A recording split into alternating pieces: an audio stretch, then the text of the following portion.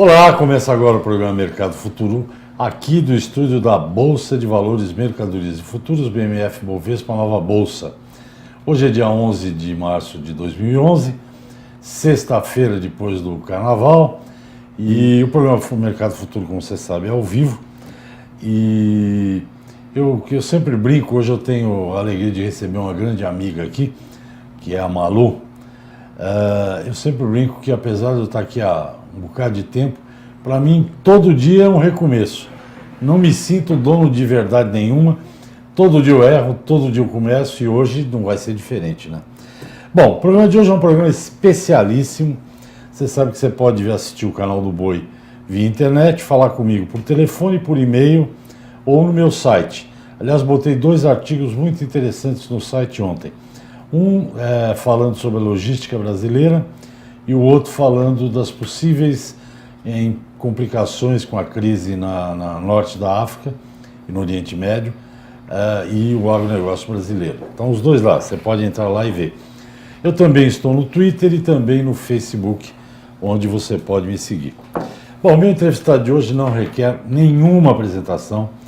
Quem está no agronegócio o conhece de um jeito ou de outro. Agora, se eu falar uma frase de uma empresa que ele criou, dirigiu durante muitos anos, todo mundo vai lembrar. Com Maná adubando dá. Olha que belo slogan. Eu estou hoje aqui com o criador e presidente da Maná durante muito tempo, e hoje presidente da Fundação AgriSUS, que ele vai explicar para a gente o que é. É um agrônomo formado pela Exalc, pela USP, Exalc, hoje presidente da Fundação AgriSUS, um homem que trouxe para o Brasil, enfim, trabalhou o cerrado, conhece tudo de plantio direto. Enfim, eu não vou me esticar, porque o entrevistado tem muita coisa a dizer, e no andar da carruagem eu vou perguntando as coisas para o doutor Fernando Penteado Cardoso. Muito boa tarde, muito obrigado a sua presença. A Fundação AgriSUS completa 10 anos agora, portanto ela foi fundada em 2009, 2010. 2001, perdão. O que é a Fundação? Conte para os nossos telespectadores, doutor Fernando. Bom, primeira coisa, é um prazer estar aqui com você. Muito obrigado. E me dirigir aos telespectadores do Canal Rural. A Fundação AgriSUS deu continuidade àquilo que fazíamos na Maná durante anos seguidos, que é promover pesquisas agrícolas. Quando a Maná sofreu uma evolução e passou para o controle de uma multinacional, nós achamos que aquela ideal de pesquisas agrícolas deveria continuar.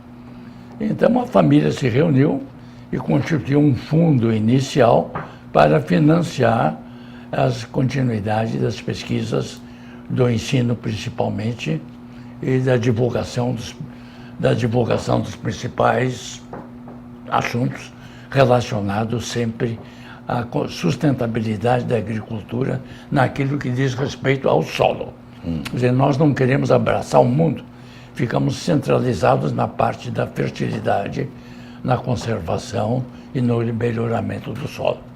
É a única entidade que se dedica a essas atividades com fundos particulares.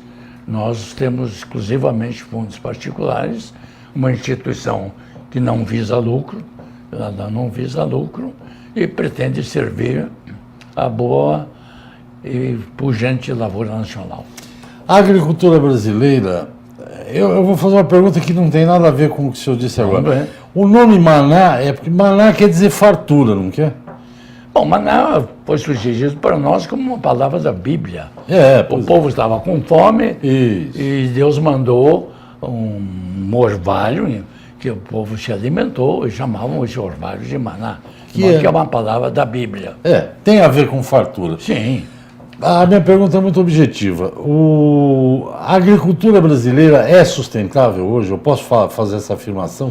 Pode dizer que sim, da grande maioria das atividades rurais.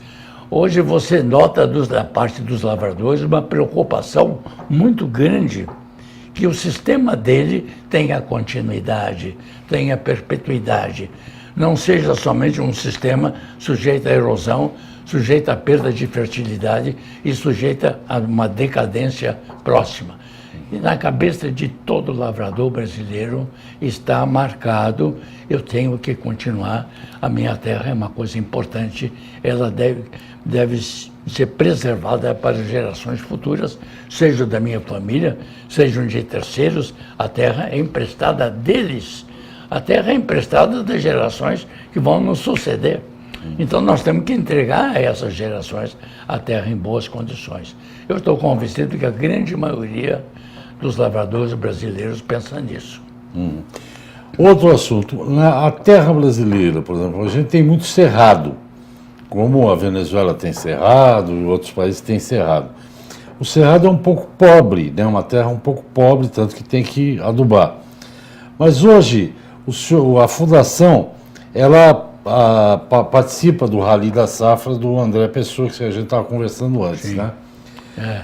Essa terra que foi adubada no centro-oeste, mesmo em São Paulo tem cerrado, ela se recuperou, ela mudou a estrutura dela?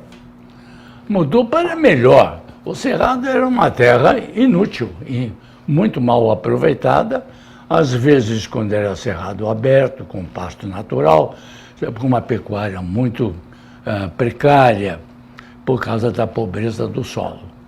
Aí vieram os lavradores, principalmente os gaúchos, e transformaram essa terra numa terra fértil de alta produtividade.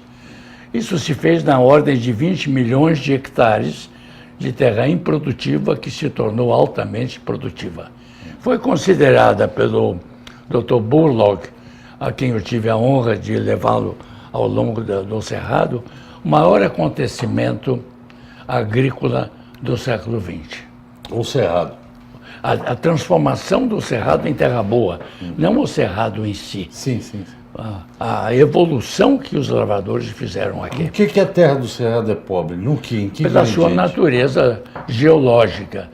Na formação dos solos, eles vieram de rochas ou muito intemperizadas, rochas muito pobres, e deram origem às terras pobres, com uma vegetação apropriada para essas terras e para o clima muito bom que o Cerrado tem. Eu costumo dizer aqui, doutor Fernando, que o Brasil é um dos únicos países que tem a maior área com plantio direto no mundo. O que esse plantio direto significa em termos de preservação, de cuidado do solo? O que efetivamente que o plantio direto traz de benefício para o solo?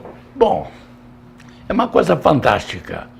É um novo ambiente do solo, um novo ambiente agrícola, e a origem do plantio direto foi a descoberta dos herbicidas na década de 1940, com o paraquat, descoberto pela ICI na Inglaterra.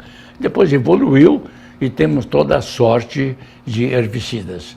De modo que com o combate às ervas daninhas através do herbicida, foi possível substituir o combate às ervas daninhas por meios mecânicos.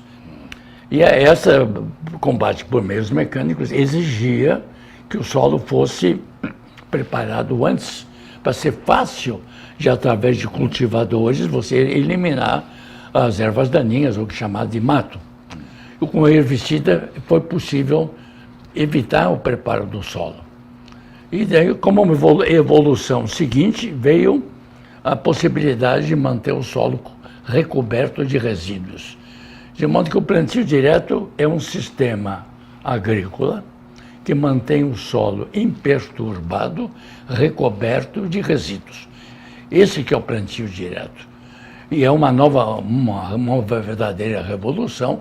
E eu diria que na minha vida profissional de quase 60 anos de agronomia, é o maior evento que aconteceu na minha carreira de engenheiro agrônomo, é a possibilidade de você manter o solo imperturbado, recoberto de resíduos. Descansando. É isso aí. Nós vamos a um pequeno intervalo comercial e a gente volta já. Eu converso com o doutor Fernando Penteado Cardoso, um ícone da agricultura brasileira. Ele é agrônomo formado pela Exalc USP e presidente da Fundação AgriSUS. Eu acho que no próximo bloco eu vou explorar um pouquinho mais como é que a Fundação financia alguns projetos para a gente entender melhor isso. Vamos ao intervalo, eu volto já.